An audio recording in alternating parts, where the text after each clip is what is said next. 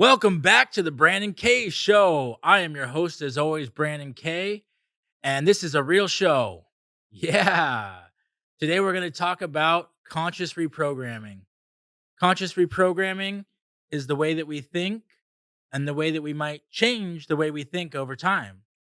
I'll talk about it more as the episode goes on, but I'm here with my co host, Mr. Nick V. Hello, everybody. Woo! Nick Great to be V. here. Nick V was here for the belief cycle episode. And Great time. so you guys might remember the bear cycle, where it all starts with belief. It goes to energy, emotion, and thoughts, into action, into results, and back to belief. Go back and watch that episode right now to hear what we're talking about. But it's very much in life about what we believe and how we think. And we're going to talk more about how we think today. We're also here with a good friend of mine, one of the most conscious people I know, Mr. Frank Aviza. Hey, Well, Brandon. welcome, my friend. Frank has also been a guest on the Great to be here. show. Thank you.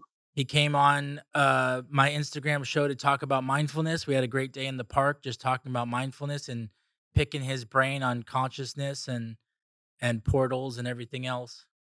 And I got to show Nick some of those videos. He really liked those videos. Loved them. I'm excited to pick your brain, Frank. It's going to be awesome. Smart man with some great insight to living. So Thank you, Nick. we're going to talk about conscious reprogramming. Conscious reprogramming. I was like, oh. Conscious funny. reprogramming. Very exciting. And I'll give you the teaser from my idol and hero, Mr. Yoda. Yoda said, "You must unlearn. You must unlearn what you have learned." Yes. That's extremely wise. I can see this is going to be a fun show.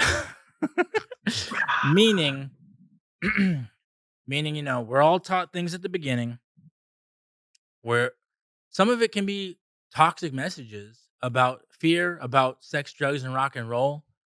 It can be so many negative ways to be taught. And if it worked, everybody would just stay programmed in that way. But I find that the way that, I've had to look to Frank for counsel as a mentor. I've had to, even look to Nick as a mentor and others is to reprogram how I'm thinking about things, unlearn what I have learned, even those little thoughts that are like someone's looking at me the wrong way or someone's judging me or I'm judging them. All this stuff has to be reprogrammed. And that's why I'm happy to talk about it today. Even we're going to dive into it. I want to talk first about our sponsor because Brandon K Show is sponsored by Gift Apply. Gift Apply, we've had them on the show. On the Gift Apply charity chat episode. Go check that one out. Gift Apply is charity wrapping paper. So 33% of the sales go to charity. So I like to share their message. They're nonprofit. They are a flat pack for convenience, eco-friendly, and made in America. Each purchase includes a 33% donation to one of these 8 incredible charities. Alex's Lemonade Stand for Children's Cancer, It Gets Better Project, Best Friends Animal Society, Give Kids the World. Elevate your gift giving throughout the year with Gift Apply charity wrapping paper, which every wrap is a gift to charity. And utilize the coupon code there on the bottom of the screen, BK Show, at checkout to save 25% off your entire order. Thank you again, sponsor Patrick and Patrick Gift Apply. We will be repping Gift Apply every day on the Brandon K Show until we're all millionaires. Okay. Or that's not the point. Because Frank and I have been talking this week about how being a millionaire isn't even the goal, Happiness and contentment are the real goal. And the belief cycle can go totally towards having better energy and thoughts and actions towards living more consciously, just spiritually, or towards kindness and love and just happiness that has nothing to do with materialism. So I don't On the Brandon K show, we're not here just to talk about materialistic things. We're here to talk about deep spiritual growth. Frank, would you like to chime in on this? I don't think I could say it very much better. Let's say I agree with you, sir. Thank you. Yeah. Well, well, I'd like to hear from you, Frank, first, just about your journey with going from negative programming to where you're at now. Would you want to tell us about it? Sure. I would say that I have a lot of negative programming in my like preconditioned mind that comes from, mostly my childhood and so forth. And then in a lot of areas, it was causing like a lot of problems in my life. But, worse to be sure were depression and anxiety, which I have had, really bad, cases of since at least in like second grade and really throughout my whole life. So I have since found that there's like parts of it which are like pretty well controllable. I have found through like mindfulness. And then I have found that for me so far, there's parts of the preconditioned mind that I just can't get to by way of mindfulness. And I feel like in those areas, I haven't had as much reprogramming done. It's so interesting, and the same is true in my story when it comes to um I got sober 7 years ago. I started to think consciously about negative thinking in the last 3 or 4 years, and just, being more mindful of that a thought is just a thought and I'm an observer. But even so, we're going to have challenges. We're going to have all those thoughts, those resentments can pop up, or vices. I went from one vice to the next vice to the next vice.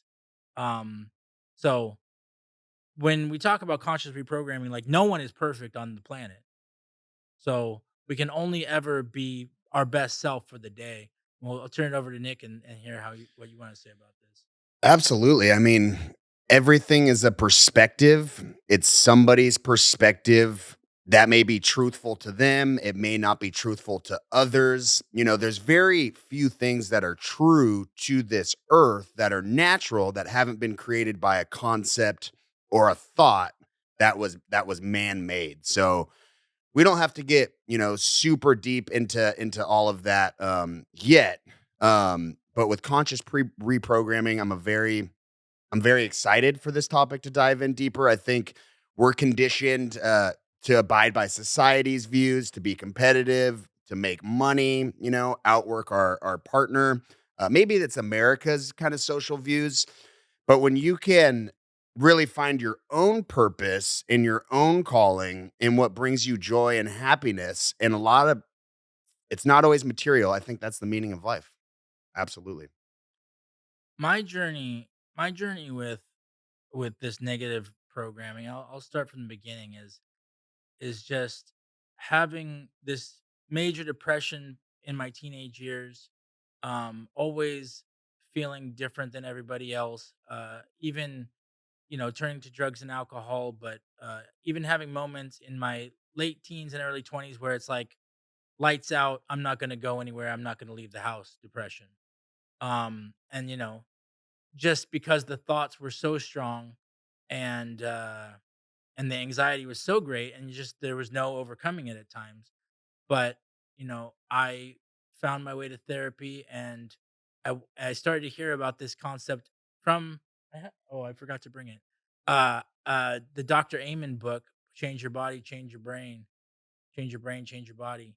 And he talks about brain plasticity. He talks about the ability to change our brains at any time in our lives. And he talks about automatic negative thoughts, this idea that without even thinking about it, humans are kind of programmed to just have automatic negative thoughts all the time. And he calls them ants, ANT, automatic negative thoughts. And he says too many ants are going to ruin any picnic. And that stuck with me since 2008, 2010, which was like, these are my thoughts, but why they're not me. At a certain point, and we can talk to Frank about this, is like, our negative thoughts aren't us. So um that's how nowadays I can reprogram them. I even started to give the voices in my head a name. I say this is a separate entity than me. Nick read that book Untethered Soul, Yeah. which is also about the bad roommate. Mm. And it's, it's just about staying conscious of the idea that these negative thoughts aren't even us. And I'll turn it over to Frank to tell us more about that.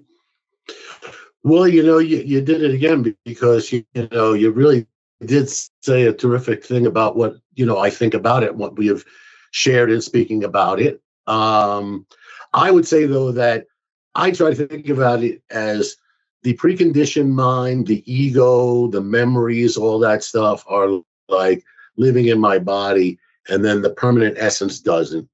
Mm. And that what I try to do is focus my attention on the permanent essence. And I can recognize it by things like the permanent essence isn't worried. The permanent essence isn't in a hurry. The permanent essence isn't resentful. The permanent essence is all these things. And I can, as a sort of, sort the thoughts out and then sort, through things through that filter. And then I focus my attention on the permanent essence. And that seems to be this sort of just sort of this one practice for that just like is a catch-all for me for all of the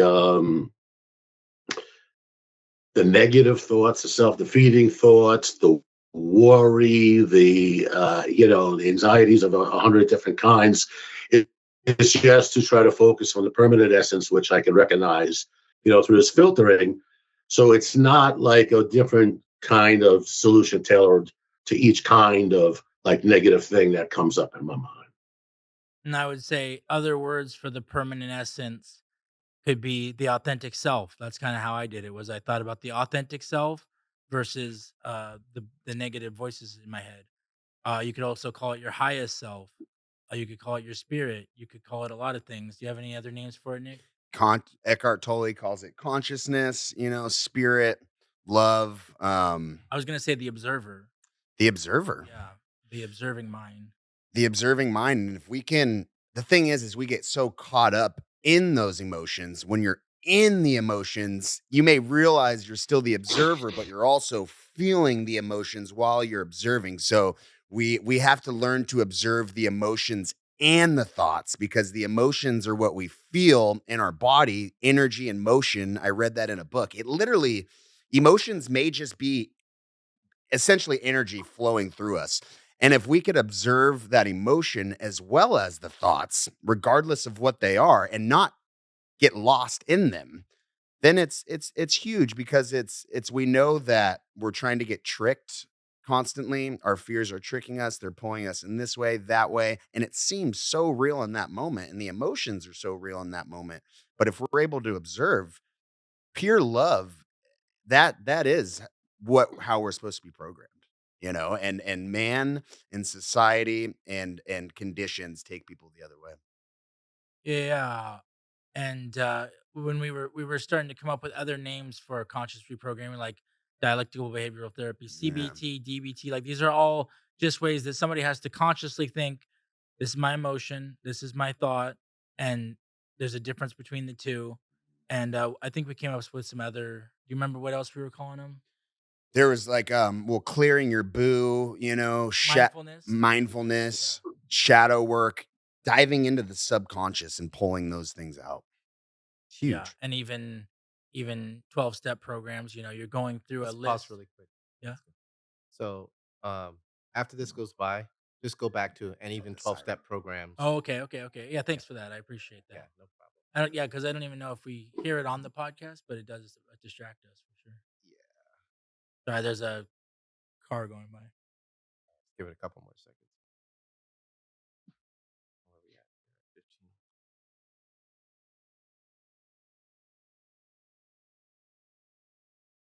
Okay, go. And even 12-step programs, because it's like this is a list of things, 1, 2, 3, 4, 5, 6, 7, 8, 9, and we're gonna go through it. We're gonna reprogram the old programming. And sometimes when you go to when you get afraid of like a 12-step program or like a therapy, it's like, oh, I'm gonna be reprogrammed to a robot or something. My point with that from the beginning is that we're programmed from birth, and we're negatively programmed from birth.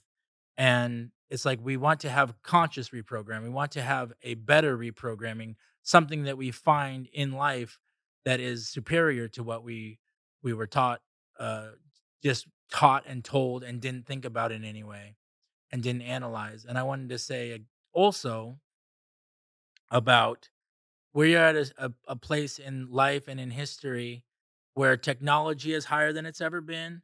Um, our access to each other is higher than it's ever been. Psychology is at an all-time high. More studies have been done than ever before. So being following what our grandparents did and our great grandparents did, and trying to just follow the traditions of the past, that's not necessarily going to be the best way. That's just how I see it. Absolutely, and it comes down to decades and societies and generations, and those change. It's supposed to change, right? If everything was stagnant and the same, there's no room for creativity, different perspectives on things, and growth. So we always want to listen to our old elders and our parents and grandparents, and there's great wisdom and advice that comes from them, but their framework may not necessarily work for our framework, or it probably will not work. And I also say that there's so much principle and truth within religion, within the teachings of our parents. Everybody's trying their best, trying to figure it out to the best of their ability. And most religions are based on love, and most philosophies are based on love and trying to do the right thing and trying to stay safe. We're all trying to get to the same place. We're all doing our best, and that's how I've learned forgiveness towards everybody to the best of my ability. But but yes, it's like these things should be analyzed at least. That's what the reprogramming is about to me. Well, I don't, I had to look up conscious reprogramming. I wanted to make sure it was what I thought it was. So my depth of experience here is not that much, but is there any particular thing about it? Oh, so conscious reprogramming, I think I made that up. But the idea is that you're the reprogramming of the mind. Like, what was Frank calling it this whole time? He was calling it the pre-programmed mind, or Preconditioned the mind. preconditioned mind, going from preconditioned mind to mindfulness. Or That's what or it. basically creating your own reality, How can we create our own reality and have our own views and thoughts, and something that's wider and open-ended rather than, confined and kind of how maybe we were raised. I think we've always had it. I think that I know it by its feel, so I can filter thoughts out, and so a whole bunch of thoughts that are all past one kind of filter and come out. It feels calm. It feels unthreatened. It feels unhurried. It feels warm. It feels funny. It feels sweet. Feels tender. It could be any of those kind of things, and everything can filter, and then we can find that there's a consciousness there that this is its stock and trade. And then there's sort of this mind which is constantly generating these things that are oh so familiar, oh so very familiar, that come from the past. And they always keep falling through the same filter also. So it has a feeling tone of worry. It has a feeling tone of, oh, what happens if this? It has a feeling tone of, hopelessness. And it has a feeling tone of despair. And has a feeling tone of everything is a waste and all this kind of stuff. And so it's a separating of the two and feeling like the two, as Brandon mentioned earlier, right? That you have a name. Hey, you never gave us the name for the other one for your best self. Yeah, yeah, yeah. Best self, highest self, authentic self, permanent Oh, essence, that was the soul, name. soul, spirit. Yeah, no, that was all the same thing. Like, a lot of these terms just overlap and are the same. And I just, yeah. So I Absolutely. I thought mean, maybe yours was like Freddie or something. oh, the friend that he was naming it, maybe, and the voice. oh, the voice in my head, the voice in my head. Well, I thought maybe his name was Freddie or something. I didn't know it was that. it's funny. There was a quote that said 90% of our decisions that we make are governed by our subconscious. And people would go, how does that make sense? Like, there's no way. Like, Yeah. I choose what I'm going to do, and these are the actions that I take, and this and that. And I think where people fail to realize is Yeah, I everyone know. has an inner voice, and everybody plays ping pong with their inner voice. If they're aware of it or not, if you're conscious of it or not, we are battling with ourselves over fears. And these don't appear to be huge fears. This could be like, do I hop in the shower now? Do I walk my dog now? Do I respond to this phone call now? These are all very quick things that are firing off in our brain that are actually governing a huge portion of what we do throughout the day, rather than people saying like, hey, go to the it's not people telling us what to do and then we're contemplating that. This is all very quick, very subtle decisions that fire off in our brain without us even realizing. And if we can get a hold, and if you're conscious of these little things that depict what we do, because it could be like, oh, I'm going to go to the gym. And then all of a sudden, oh, well, last What week, if so and so is there? yeah, or like I said hi to that girl and I didn't get the reaction that I wanted, or I went and shook this guy's hand and wanted to build a relationship, and he didn't want to lift the weights with me, or what if it's closed, or it was closed last Sunday at 6 a.m. and what if it's closed again? Like, just and then you regardless. may not go to the gym ever again, and that just governed your life. That just governed your life. And now you may not go for a year. You may not go for 2 years. And that's actually a pretty big, you could have gone this route and now you're going this route because of a simple fear like that. So it actually, if you really break it down and think about it, they can govern like your whole life. So in studying this, I have heard that some people don't have a voice in their head. I haven't met them yet. I do want to ask Solomon, do you have a voice in It's your head, just Solomon? yourself talking, dear. It's when you ask yourself questions. That's it. Well, I can say, I talk to myself a lot, and I've read that geniuses talk to themselves a Yeah, lot yeah. because it just helps me organize. It's like taking things in your head and just putting it out in front of you and letting you sort of see it objectively and then make decisions on it that way. But I don't know that I'd call it another person though, Sure. or Not think not of it not as another Yeah, no, I'm saying Yeah. it's just a voice. It's not Yeah, yeah. Your another voice. person. It's that people can also get that and like, oh yeah, I hear voices or like, but Run that's with not what I'm that a saying. weird I'm way. saying Yeah. it's Yeah. yourself telling you things. It's thoughts. It's it could be 1,000 different thoughts, but it Decisions could be that you all make with yourself. you. Yeah. But some people don't even have that. Is what I'm saying. Gotcha. Uh, Okay. Decisions that you make with yourself that you don't verbally maybe say out loud, but you're thinking about it. Those people are NPCs, by the way. Non-player characters. Hilarious. So Nick, I want to go down the list of like some of these ways to reprogram. Limiting beliefs. What L- do you do about limiting beliefs? Well, limiting beliefs, all they're going to do is keep you confined, keep you stagnant, keep you in fear, and keep you from growing. And I think a lot of our beliefs come from initially from other people, from other people's fears, maybe from our parents' fears. No, you're not going to be able to be a professional, blah, blah, blah. You're going to waste too much time. Or, oh no, you can't, get into that school because it's going to be, too expensive. And these are fears that are coming from other people's fears and then are being programmed onto us, like Frank was saying, a lot of the time in childhood. And I think a lot of that brain formation happens in childhood, and all of a sudden that forms into adulthood, and we have these same exact fears. And people think that, oh, I'm just this way, or I have ADHD or ADD, or bipolar, and that's how I'm going to be for the rest of my life, and that defines who I am, and I'm putting myself in this box. But in reality, and 2024 shows this through meditation, mindfulness, spirituality, and quieting the brain, your brain is neuroplastic.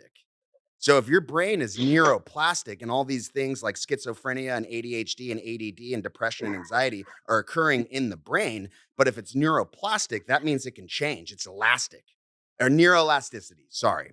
That means it's changeable. So then if all these things function from the brain, ADHD, schizophrenia, but it's claims to be we can change it, then can't you, through hard work, and I'm not saying this is you wish it and all of a sudden it happens. That's not how any of this works. But through research and training your brain and finding way, you can change your perspective on anything in life. You are not confined to your image unless you believe it yourself. What does that say? Read it out loud. Someone read If it. you don't like how things are, change it. You're not a tree. Jim Rohn, he's a motivational speaker. But I want to say about we're getting into tricky Good one. territory here about there's some like about depression, anxiety, ADHD. Like people are medicated for these things, and that can be a tool that helps them overcome it in that day or over time, where they maybe in the future don't need it. But the idea is that there are true disorders out there that Yeah. are result of trauma usually also physiological. So these Mhm. are real things, but and I don't even say like, "Oh, I'm gonna be cured of this." If I have depression, I don't think I'm gonna be cured of this all the way someday, but I'm always working towards being cured and doing my best to always make progress. And that limiting belief is saying this is depression and it's a 10 and it's always gonna be a 10. It's like maybe it's gonna be a 9. Maybe after a year it's gonna go to an 8 and then down to a 7 and then to a 6. And then at a certain place in time, I'm gonna find peace with myself. Frank here is an example. I hit him up, ask him how he's doing, and what do you always say, Frank? I'm doing okay. Can you tell us about it a little bit about how you manage to keep Oh, a okay. yeah. Well, so I try to not use the ants, the A-N-T, the automatic negative thoughts to really uh, pollute my space. So if I can stay away from the ants and not pollute my space, then I can feel happy. And it seems to be the happiness is a natural condition underneath it. Mm. If I just don't have the negative thoughts on top of it, if I just Mhm. don't have anything like that, the natural state seems to be feeling pretty happy. Mhm. So like you're able to reprogram it when you're having a bad day, when you're feeling depressed. No, yeah, no, I get inspiration every time I talk to Frank because he says like he just says my priority is to having a good day today, Like he's Fire. always in Oh, Fire. yeah, yeah. I yeah. would say that. And it's like um just consciously thinking I'm going to have a good day. Like maybe I was challenged, maybe I was bummed out for a moment, but I didn't let that moment dictate my whole day. Nick, can you tell us about how you deal with it? Yeah, I mean, and absolutely, each day is a new day. And the reason why I'm passionate about this, and I'm not trying to say I'm not going against doctors, and I'm not saying my advice is better than this. I'm just saying I was very depressed for multiple years, and it was very difficult for me to accomplish walking my dog or responding to a phone call that someone left a voicemail. And I felt so depressed, and I tried so many ways to get out of it, and I figured out something that works for me. So that's all I'm saying, and I'm not going against anyone's advice or anything in the medical field, but I'm just saying if you limit yourself to the belief like I'm ADHD or I'm useless or I'm never gonna be a success or I can't play sports or I'm not like for instance, I viewed myself as never being a reader until I was like 28 years of age. So I never liked to read books. I was a movie guy. I played video games and I created an image and I confined myself in a box that I'm not a reader. And I started discovering books about a year and a half ago. And it's like, what the hell? I was missing a plot. This is a part of actually who I am. Like I found some truth because I love this that I've been missing out on my entire life from self-confining. So imagine how many other things are like that no one will ever realize because they're self-confined. So if you believe it that you're not if you don't think you can do it, then you can't. You're confined. You won't. So yeah, as a just as an example of these can be small things, they can be big things. A limiting belief, I'm not a reader. Imagine how many people out there watching this or out there, kids out there, are like, I'm not a reader. I don't like to read. Yeah. Reading is hard. Yeah. Or like, I don't get anything out of reading. It's like, try some more books. Yeah, Try books that you like. Try books right. that that entertain you. Like for me, I didn't think I was a reader, and then I found Harry Potter. And I think it's like And then well, I'll say one more Right. yeah, thing. sorry. And then Harry Potter obviously was enjoyable. I got through that whole series, but then when I was in my 20s, it's like I like to read self-help books. Mm, I don't like to read fiction. mm. I don't like to read like I like Harry Potter, but I don't like other fantasy books and I don't like textbooks. I like to read self-help because it applies directly to me. So I mean, that would be the advice for me. And I think it ties down too into like just how can we train ourselves to be open-minded in any and all situations, and not just open-minded once, but how can I have lasting open-mindedness? Because if you're open-minded and choose to take what you'd like and leave what you'd like, that's everything. But if you're closed-minded, you can't take or leave. You're just leaving everything. And So willingness. and I think the ego is people that are smart or maybe got good grades their whole life or this or that, that programs into their ego to where they can't hear as much anymore because they've been successful with their life, and that goes to show. Um, but if you can train yourself, I don't know, and I don't know, and I don't know, and just kind of adopt that attitude, the information's gonna come in. Yeah, I heard someone saying it about Joe Rogan, another podcaster, where he is not an intellectual. He is just a searcher. So he goes and he just asks questions. He just always going. And then he said, like, oh, he's had like 2,600 shows now. And he's always just asking questions. And it's like a 2,600 master classes. So now he can become more intellectual. But Yeah. to start, when we're kids and when we're in our 20s and everything, we just have to go out there and seek knowledge and see what works for us, and that's part of the reprogramming too, which is I need to be open to what I find, and that's what I'm always doing is I'm looking for solution. I have major issues. I have something on that. Yeah, yeah. What's that? Yeah, I wanted to say something about that, which was to say that one of the reasons that I try to stay in a good mood is because I try to set up for the kind of day that I'm actually going to have. Mm. So let's say the kind of day I'm going to have is one where I have a lot of free time, I have a lot of peace, I have a lot of quiet, I have access to the internet, stuff like that. So I can say, today is going to be a great day because I'm rich in peace. I'm like a billionaire when it comes to peace. And today I'm going to luxuriate in a great amount of peace. Now, if I woke up this morning and said, I got to have sex with Christy Turlington, or this is going to be a terrible fuck of a day, and I'm going to make it miserable for everybody in the universe around me, Sure. then the odds of having a good day would be a lot less. Any outside external goal that you're not able to achieve in your own mind is like, oh, I'm not going to have a good day unless this happens, unless it's sunny and I and my car works and I have a good job Right? with a bunch of money coming in. I can't be happy unless I do these things. I mean, obviously we have to find Yeah. we ha- Frank here is an example of you make you start with a state of happiness, and then anything good that happens after that is just topping on the cake. I love it. And it's minimal expectations and finding I never knew what this meant until I started this journey into spirituality. Peace comes from within, right? And it's like, what does that mean? Like how does it come from within? And we're programmed that material items and events or the gal or the alcohol or the drug or whatever it may be is what makes us happy. But if you can get to the realization where actually you can sum up everything you'd like from within, and if you can figure that out and have that realization that it all is within you, it's huge. It is huge. And that's why like monks and these ancient or not ancient, but different religions across the world and geographies, these people are at peace doing minimal things. And you may look in, an outsider may look in from the perspective and go, what the hell are they doing? Like, how could you just sit there all day without any material item or TV or doing anything and live life?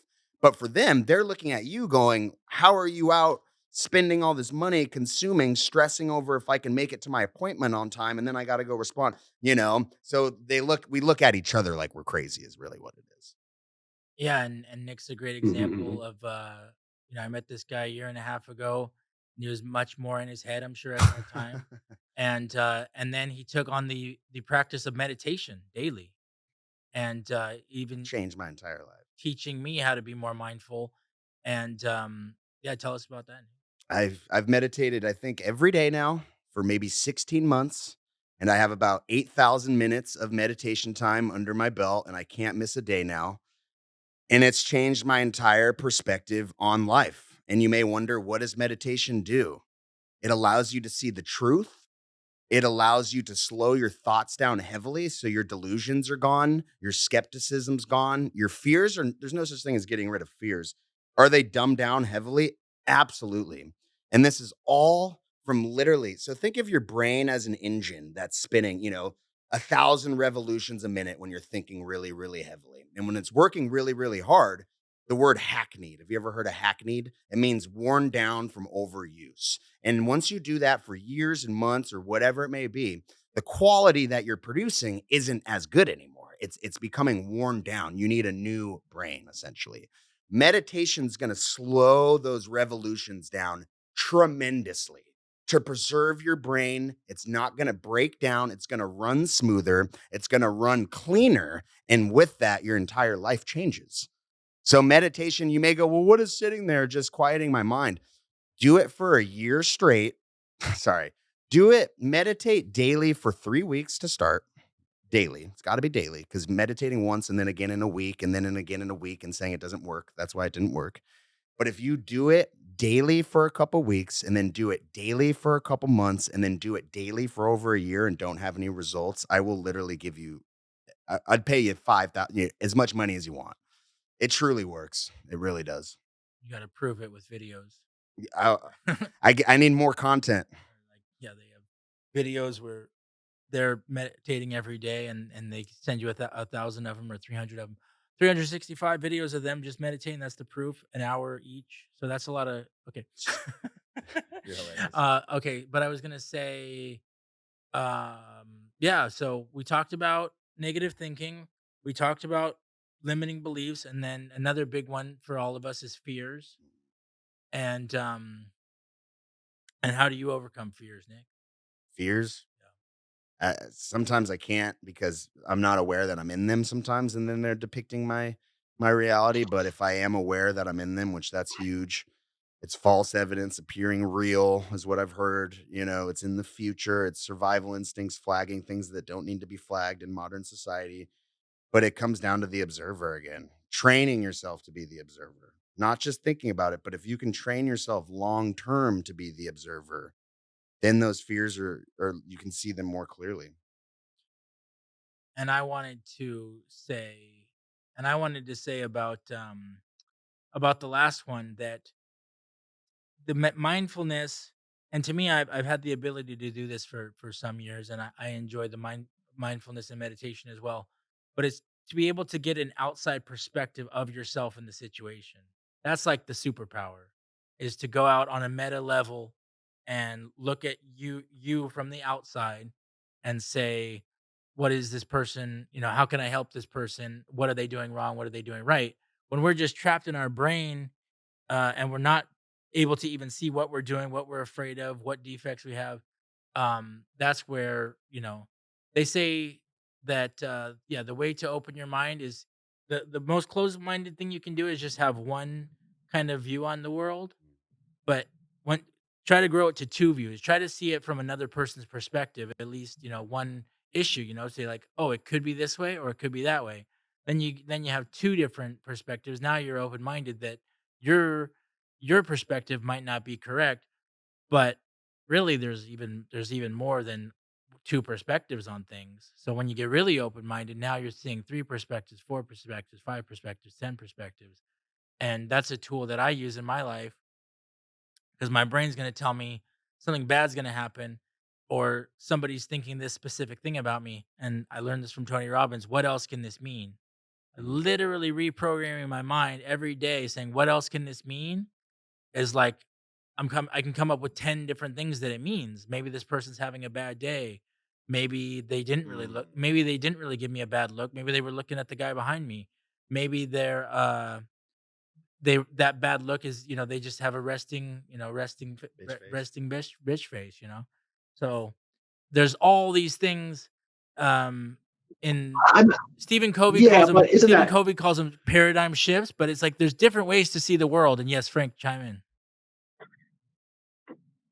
well? I was just going to say that, but when you talk about another point of view, my thought on it is there's already another point of view. There's our permanent essence. You know what I mean? Mm. And so its point of view is a very good one already. I don't need a second or a third one.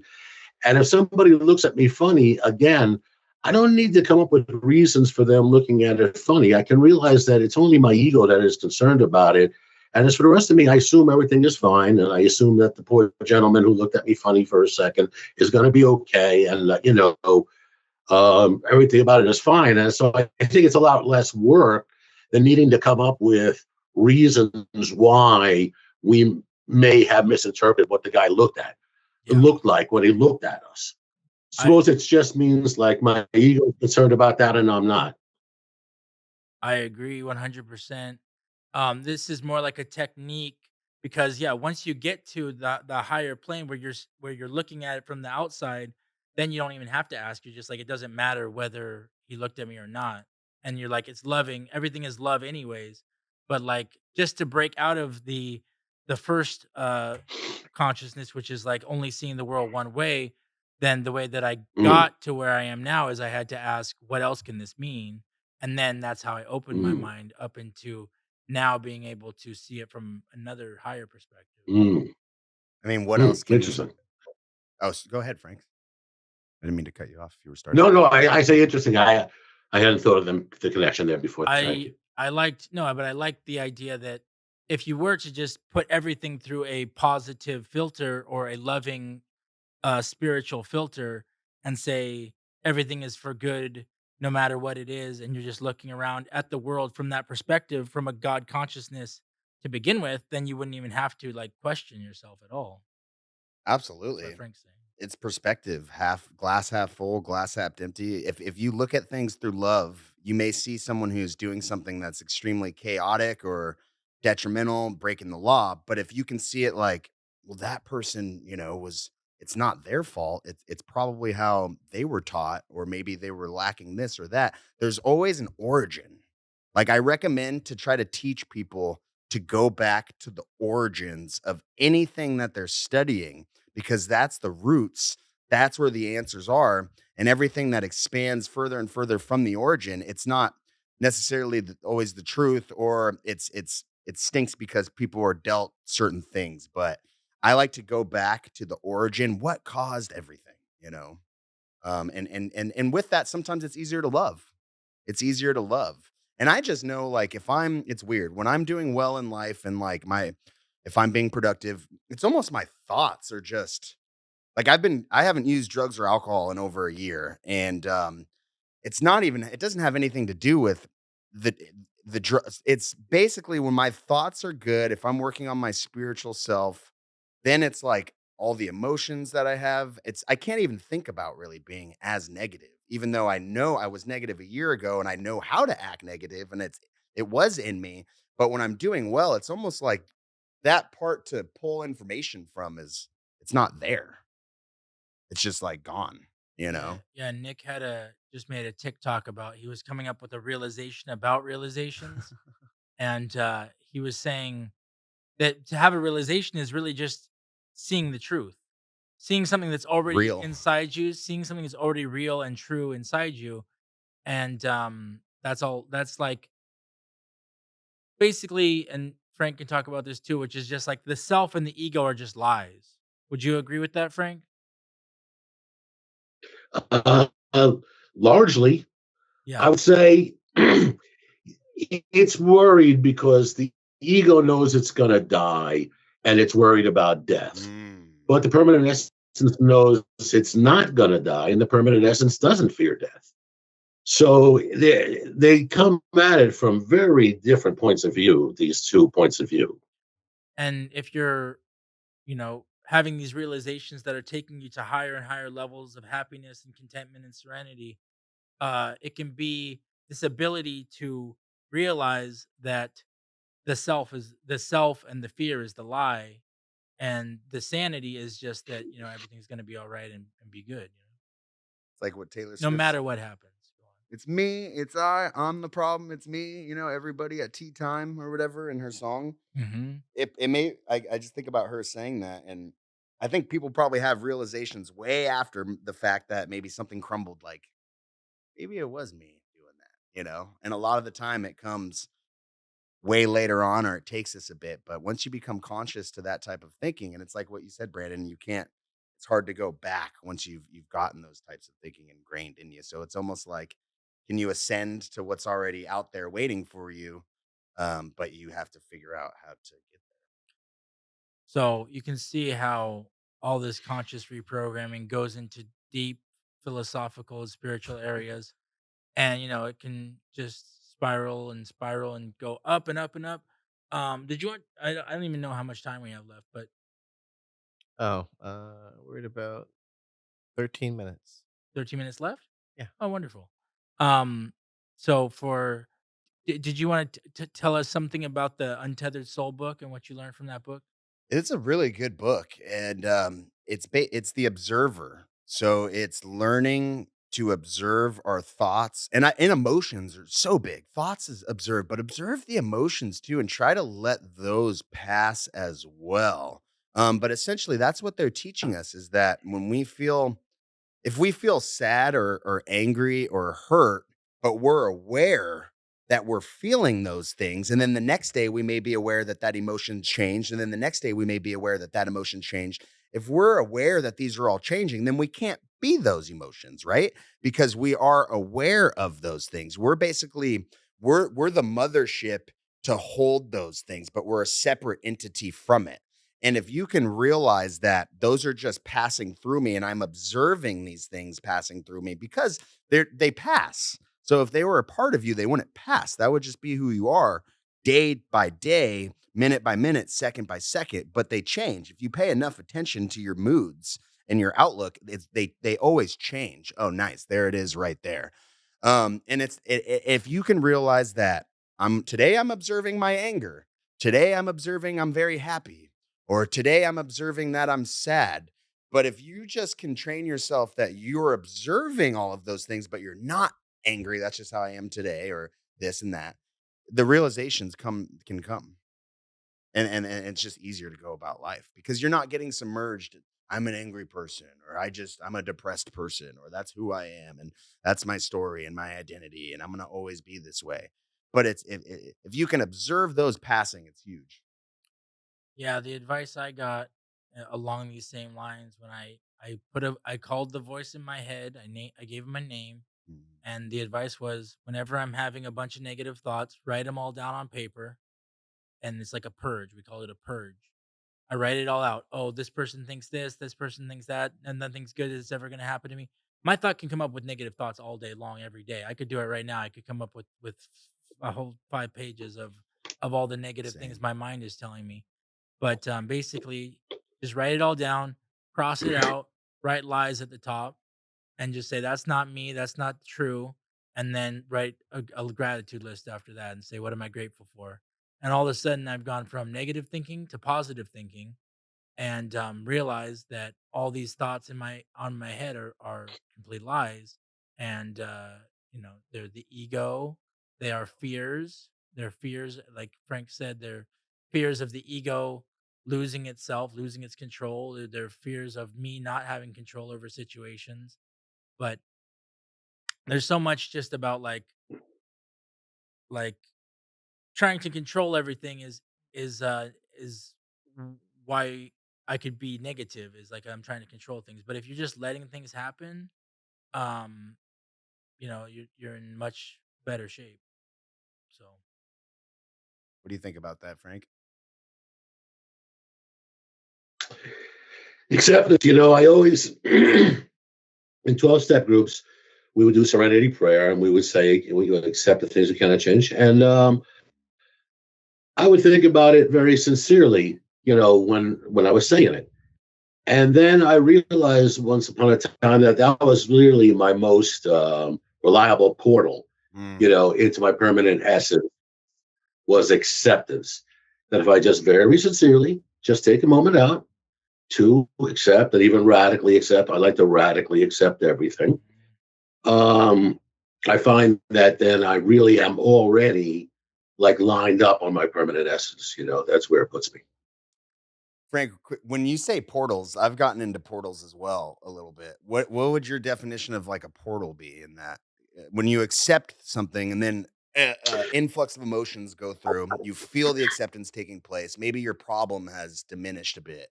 What Mm. portal are you going through? Mhm. So I'm going to my permanent essence, which isn't worried.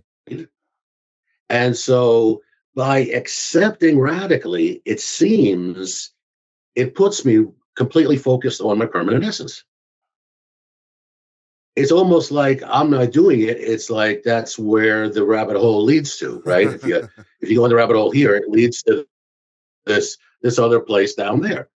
And then I discovered a second one I shared with Brandon the other night, that I noticed that if I ask myself the question, like, well, if I put a picture of the Buddha's grin in my, I'm not Buddhist or anything, but if I put a picture of the Buddha's grin in my face, and I say, why is the Buddha laughing? Why is the Buddha smiling? Why is the Buddha content? I find that that's a very reliable portal. Also, I find that, like, I go into that very sincerely, just openly, and then the next thing you know, I'm on the permanent essence. I was gonna try to draw a Dimension picture of change. a Buddha grinning, so we could all just focus on Buddha's grin and have a portal into our permanent essence. Yeah, we should. We should start doing that. And totally. It's Here, we almost can like look at different Yoda's grin. dimensions right here on this planet. There's a bunch of different dimensions Give that you Yoda. take you places. But I think so. This was a concept from Eckhart Tolle about these portals and finding different portals. But I don't know if he meant to different places. But Frank is saying they all lead to his permanent essence, and his permanent essence must be very, it doesn't need to be any higher than the permanent essence. But is that what you're saying? Are there portals that lead different places, or they all lead the same place? I'll let Frank go. No, not to my knowledge. I think they all lead the same place. Yeah. What do you think, Nick? I mean, I just think it's really Another one that Eckhart uses is stillness. still he opens his portal from stillness. Yes, absolutely. I think almost a portal Right. is like it may be happening on in this dimension in reality, and we're not physically moving up to space, but there's something that happens inside us when we accept something that releases emotions or takes away emotions, that all of a sudden we have clarity that makes more sense. And it's almost like we're living in a different dimension. You hear people talk about different dimensions here on Earth.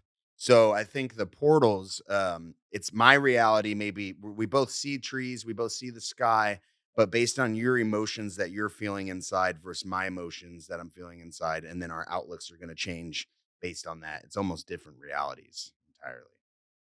Yeah, I mean, we all see it Right. differently. It's interesting, like, yeah, just like the permanent essence is like the truth. So it's like the ability to see the truth, the ability to live in the truth.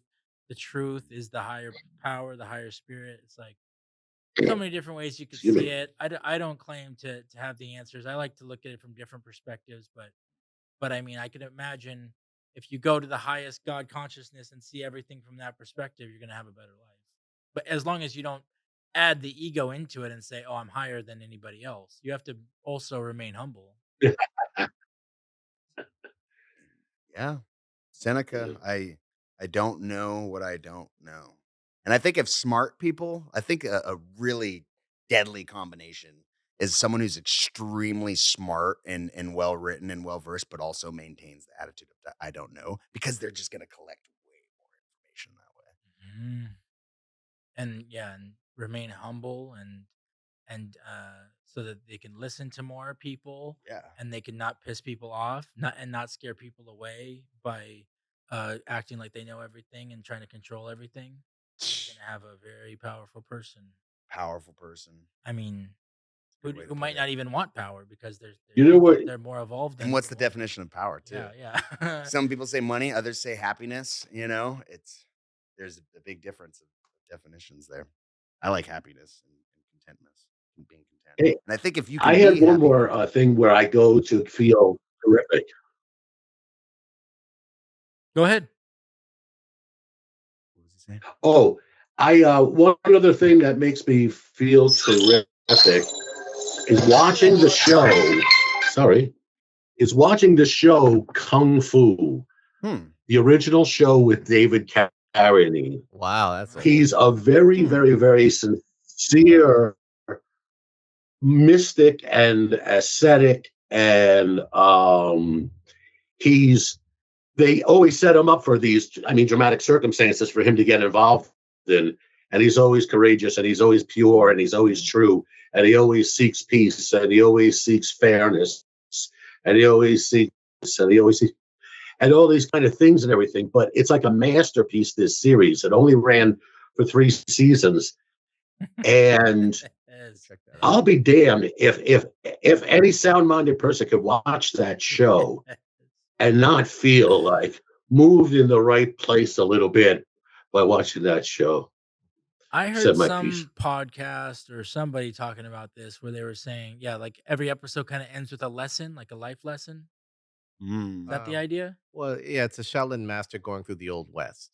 Think Mm. about it that way. So he's always getting into stuff, and and he Mm. he finds tries to find the peaceful way out of things, but doesn't always work.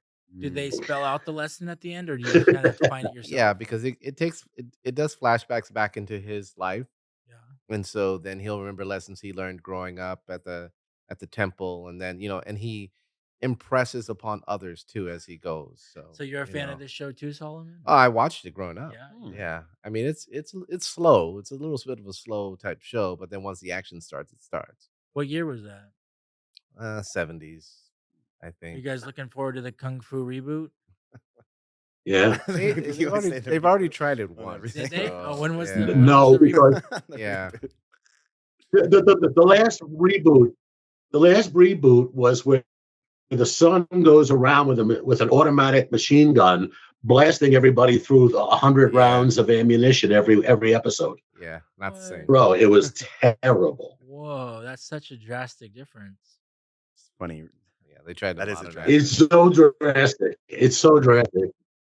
I And that's irony. It's There's just the some- irony of the world. I practice martial arts too, and there's some type of there's a trend I notice with like old school martial arts practitioners and teachers and mindfulness and how they relate to one another. So it's pretty cool to see the trend with that. Like, makes me want to study more, watch more of these movies, and see what some of the masters' wisdom is. Yeah. Well, there Oh, you go. So that we got a recommendation to go watch Kung Fu. So we're all gonna go home and watch Kung Fu tonight I'm gonna check and it out. read Untethered Soul. Ooh, Think about your thoughts, unconscious or unconscious thought, subconscious thought. You got just being mindful, trying to distance ourselves from the thoughts that come in and observe them from an outside perspective. That's what conscious programming is all about. So happy to have you guys here. I feel like we covered a lot of ground. Really, it all comes down to this guy, Mr. Yoda. Yoda says it all in Empire Strikes Back and and Return of the Jedi. But yeah, so I'm gonna keep we're we're gonna have I'm trying to remember what next week episode is, but we are sponsored by Gift Apply. We want to thank Gift Apply. I want to thank Nick and thank Thanks you, for Nick. having Can me, I get man. some applause on that? Let's see. Oh, Yeah, absolutely. Yeah. And There's your applause. we also want to thank Mr. Frank for beaming in. Yeah. So we had a lot of fun here today. I hope somebody thanks. Thank Brandon as well for putting this thing together and making it all happen. doing something. Yeah. No, I should have hit the No, this is fun. Dramatic chipmunk. We want to thank Brandon. No, and then we also want to thank Mr. Solomon. He's the one who really got this place all going. Appreciate it. Appreciate it. Going back to the origin. Yep. And yeah, we'll see you tomorrow. Thank you.